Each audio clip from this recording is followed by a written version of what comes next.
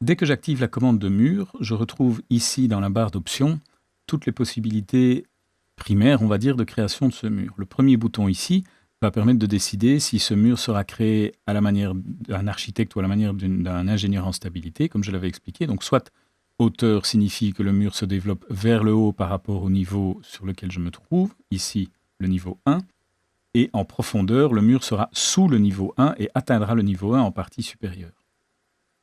Donc, on va travailler ici forcément en hauteur, et ici, je lui spécifie directement que mon mur doit se réaliser jusqu'au niveau 2. Et donc, je vois que la hauteur ici du mur est grisée, puisqu'il va, pour le mur, donner la hauteur réelle que j'ai entre mes deux niveaux, le niveau 1 et le niveau 2.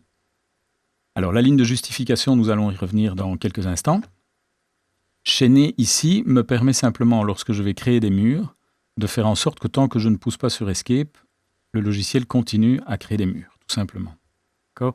Donc si je ne fais pas ceci, eh bien chaque fois que je crée un mur, en fait, il arrête la commande et il repart avec la création d'un autre mur. Qu'est-ce que nous avons d'autre ? Nous avons décalage qui va permettre, en fait, quand je crée un mur, je clique un vecteur et il développe le mur le long de cette ligne.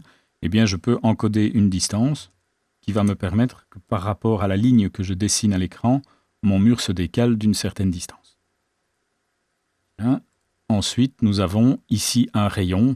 Ça, ce sera à utiliser lorsque je vais ici, au niveau des modes de création du mur, utiliser des méthodes par arc de cercle.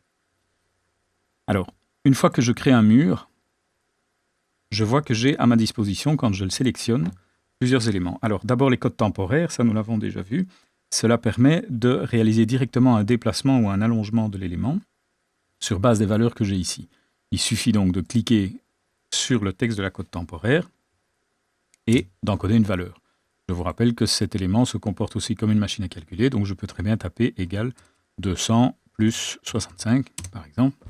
Voilà, 265. J'ai également la possibilité, simplement en prenant les boules bleues qui se trouvent aux extrémités du mur, de faire un allongement. Simplement. Là, de nouveau, je peux prendre cette boule bleue, la déplacer et puis taper une valeur au clavier.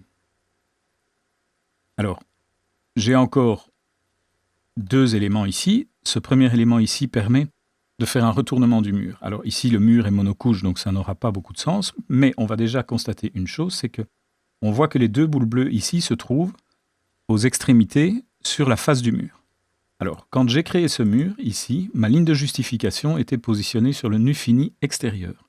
Donc, quand je sélectionne le mur, ces deux boules bleues me renseignent en fait où se trouve la ligne de justification du mur, et ces deux petites flèches ici me montrent de quel côté se trouve l'extérieur du mur. Donc, je suis bien, effectivement, avec une ligne de justification sur le nu fini extérieur du mur.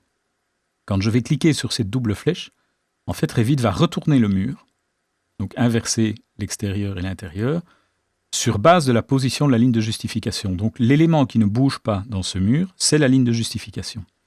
Celle-ci se trouvant sur le nu fini extérieur, quand je retourne le mur, cette ligne ne bouge pas et le mur se retourne sur base de cet axe de symétrie quelque part, qui est la ligne de justification. Alors ça sera vraiment très important parce que si à un moment je vais changer une épaisseur d'un mur ou si je dois l'inverser de cette manière-là, la façon dont il va se comporter quand je vais faire ça va dépendre quasiment exclusivement de l'endroit où se trouve cette ligne de justification. Donc si je suppose par exemple qu'en retournant ce mur qui est déjà créé, je voudrais qu'il se retourne plutôt sur base de cette ligne-ci, que ce soit la ligne intérieure qui ne bouge pas, eh bien je vais d'abord faire une première chose, c'est de lui demander ici dans les propriétés d'occurrence du mur, de modifier la ligne de justification et de la positionner sur le nu fini intérieur. Je vois à ce moment-là que les deux petites boules bleues passent sur l'intérieur du mur.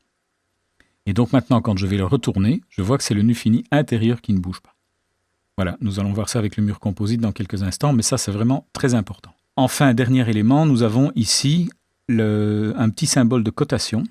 Alors ce symbole permet en fait, par rapport à ces cotes temporaires, quand je vais cliquer sur ce symbole, de transformer la cote temporaire en cote définitive. D'accord ? Donc c'est une manière un peu rapide et plus rapide peut-être que de venir dans Annoter et d'activer la commande de cote. Effectivement, si j'ai besoin d'une cote pour un mur, eh bien, il suffira donc que je sélectionne cette cote temporaire et que je la transforme en cote réelle. Donc je peux le faire aussi avec celle-ci, par exemple. Alors, à noter déjà que, par exemple, une cote réelle peut également servir de cote temporaire. Donc, quand je sélectionne un mur, les cotes temporaires apparaissent et celle-ci, vous voyez, c'est une cote définitive, mais à partir du moment où elle est utilisable pour l'édition de l'élément, le texte devient bleu et je peux, à ce moment-là, l'éditer. Attention à une chose au niveau des cotations, c'est que le style de cotation ici est un style qui est fixe sur l'unité, je n'ai pas de décimale. Donc effectivement, je vois que quand je vais sélectionner le texte de la cote, je n'ai pas 121 exactement, je suis à 120.61. Donc au niveau de la précision du fichier, il faudra bien faire attention quand on travaille avec les cotes, si on a un arrondi. Et alors ces cotes temporaires peuvent évidemment également être utilisées entre murs. Donc si j'ai par exemple deux murs et que je veux déplacer celui-ci, vous voyez que j'ai cette cote-ci qui apparaît par exemple. Alors les cotes temporaires possèdent deux petites boules bleues, un peu en analogie avec les boules bleues que j'ai ici sur le mur. Ces boules bleues peuvent être déplacées. Donc par exemple, je souhaiterais déplacer ce mur, mais en connaissant la cote que je veux entre la face extérieure du mur et cette face-ci, eh bien je peux prendre la petite boule bleue du mur et la déplacer sur la face extérieure du mur. Vous voyez qu'à ce moment-là, la cote temporaire se déplace et me donne la valeur réelle entre cette face-ci et cette face-là. C'est quelque chose qu'il retient, donc ça veut dire que si je resélectionne le mur, je vois que la cote temporaire reste à cet endroit-là, et à ce moment-là, je vais pouvoir éditer la valeur de la cote.